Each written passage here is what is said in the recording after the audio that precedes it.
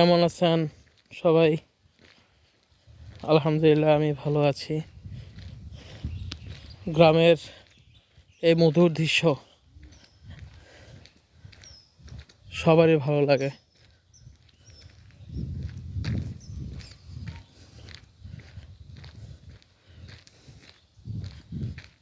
সবাই এরকম নিরিবিলি পরিবেশ পছন্দ করে, সেজন্য সবাই বলে নারীর টানে গ্রামে যায়। কি খবর? ছাগল কয়টা আছে? কয়টা আছে আর? এবার কি কোরবানিতে উড়াইবা? না, উড়াও না কোরবানি ইয়াতে? এমন আসেনি বালা?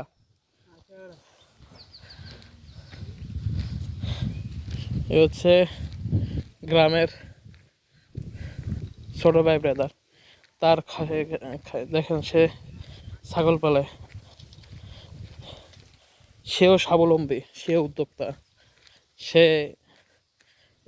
ছাগল বা খাসি যেটা বলে কিনছিল দুইটা থেকে এখন আলহামদুলিল্লাহ আল্লাহ তো তার এখন 6টা হয়েছে।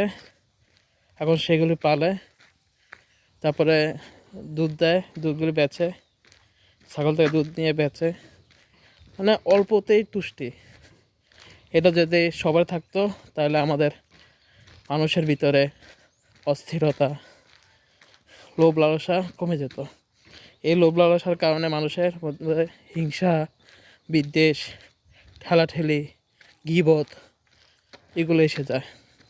চাহিদা কমায় দিবেন, চাহিদা কমিয়ে দিলে আপনার ভিতরে দেখবেন শান্তি অটোমেটিক এসে যাবে। চাহিদা যত কম তত শান্তি। খেয়াল করবেন, এই ছেলেটা দেখেন, এই ছেলেটা আমি ছোটোবেলার থেকে আমি তাকে দেখতেছি। তার বাবা করতো, বাবা পরে মারা যাওয়ার পরে তার ওই ছাগলগুলো বেঁচে দেয়।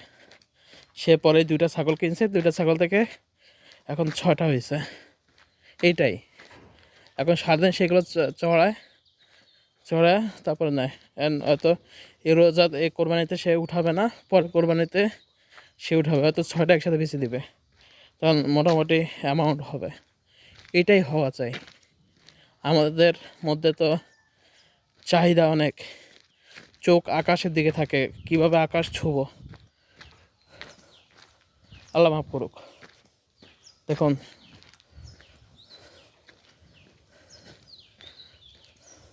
সাঁকো বলি আমরা। এখানে আগে একটা ছিল বাঁশ, 1 2 3 4 5 6 7 8 9 10টা বাঁশে রয়েছে এখন। আগে ছিল একটা।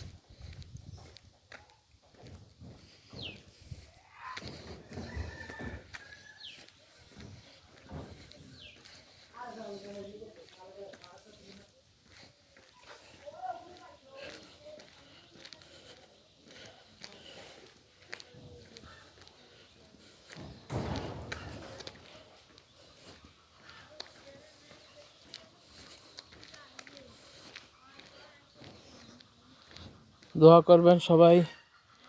গ্রামের দৃশ্য দেখালাম, জি দোয়া করবেন। আসসালামু আলাইকুম রহমতুল্লাহি ওবারাকাতুহু। যাওয়ার আগে শেষ বলে যাচ্ছি, আমাদের এখানে খাল, এই খাল থেকে এবার পাইপ দিয়ে খেতে দেয় পানি দেওয়ার জন্য।